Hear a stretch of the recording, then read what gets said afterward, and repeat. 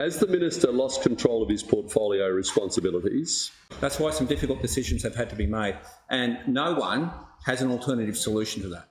My question is to the Premier. I refer to suggestions from the WA Prison Officers Union Secretary Andy Smith that corrective services have been on the back burner, and for the Minister for Corrective Services to be relieved of his roles and multiple portfolios while public servants rally for better pay. And I ask, has the Minister lost control of his portfolio responsibilities? And does the Minister retain your unequivocal support to retain the Corrective Services portfolio? Minister, you're not to interject. I'm calling the Premier to answer. The answers consecutively are no and yes. The reality is, in every state in Australia, at every point in time, going back to 1788, the prisons portfolio has always had issues. Going back to 1788. In fact, January 26, 1788. I can put a date on it. Well, I'm going with January 26. It's always one of those portfolios because you're dealing with a range of people who have been convicted of, on many occasions, very serious crimes. And behavioural issues are part and parcel of that portfolio.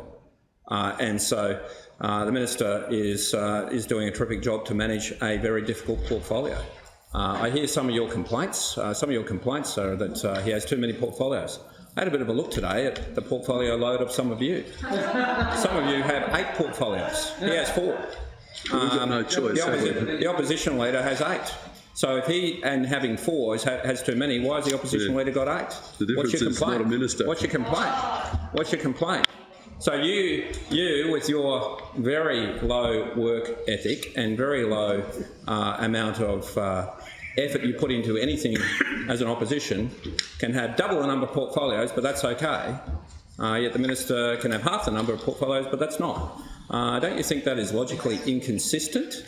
I think it's an arithmetic necessity. In any event, there's been some issues in Banksia Hill, and so essentially 16 or 18 detainees have been moved because they were destroying their cells and behaving in ways that were disrupting the entire estate.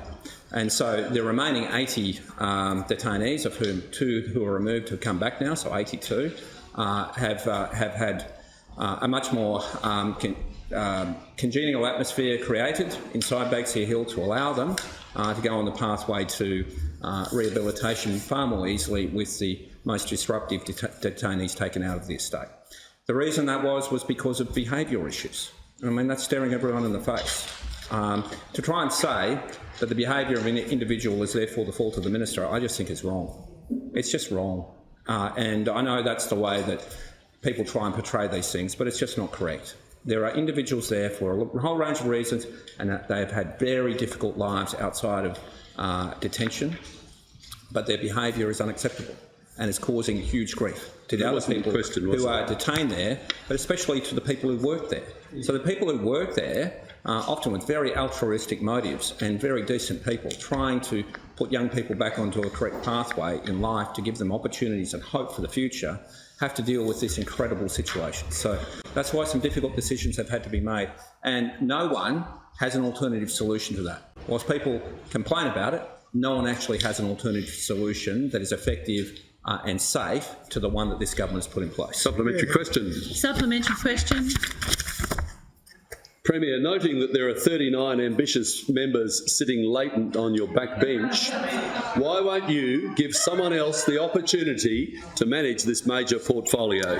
Now, just a little bit of advice.